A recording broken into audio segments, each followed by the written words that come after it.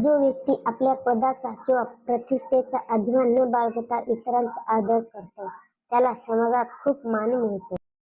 महान सल्लागार आणि राजकारणी आचार्य चाणक्य यांनी एका नीतिशास्त्र लिहिले आहे, ज्यामध्ये त्यांनी मानवी जीवनाशी संबंधित अनेक गोष्टींचा उल्लेख केला आहे.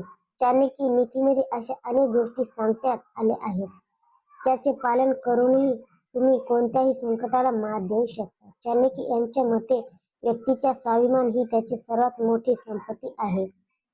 पदापेक्षा किंवा प्रतिष्ठेपेक्षा आपला सन्मान मोठा मानला पाहिजे. तुम्हाला समाजात आदर मिळवायचा असेल तर सर्वात आधी तुम्हाला इतरांना आदर द्यावा लागेल. जो व्यक्ती आपल्या पदाचा किंवा प्रतिष्ठेचा अभिमान न बाळगता इतरांचा आदर करतो त्याला समाजात खूप मान मिळतो. मात्र एखाद्या व्यक्तीमध्ये अशा काही सवयी असतात ज्यामुळे त्याला समाजात नेहमीच लाज वाटते. अशा सवयीबद्दल जाणून घेऊयात. खोटे बोलणे. कोणत्याही व्यक्तीने कधी खोटे बोलू नये. तुम्ही कोणाशी खोटे बोलून काही फायदा घेतला असेल तर एक दिवस तुमचे खोटे उजेडात आल्याशिवाय राहणार नाही, ज्यामुळे समाजात तुमची बदनामी होईल. त्यामुळे चुकूनही खोटेपणाने कोणतेही काम करू नये. वाईट बोलणे टाळा. काही लोकांना प्रत्येक मुद्द्यावर वाईट बोलण्याची सवय असते. नेहमी कोणालाही वाईट बोलणाऱ्या व्यक्तीला दुसऱ्याचे सुख किंवा प्रगती खपत नाही, म्हणून ते नेहमी दुसऱ्याबद्दल वाईट बोलत असतात. मात्र त्यांच्या या सवयीमुळे समाज त्यांच्याकडे कधीच आदराने पाहत नाही.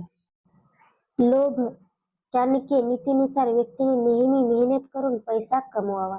काही लोक लोभामुळे अनेकदा इतरांची फसवणूक करून किंवा खोटे बोलत समोरच्या व्यक्तीकडून पैसे कमावतात.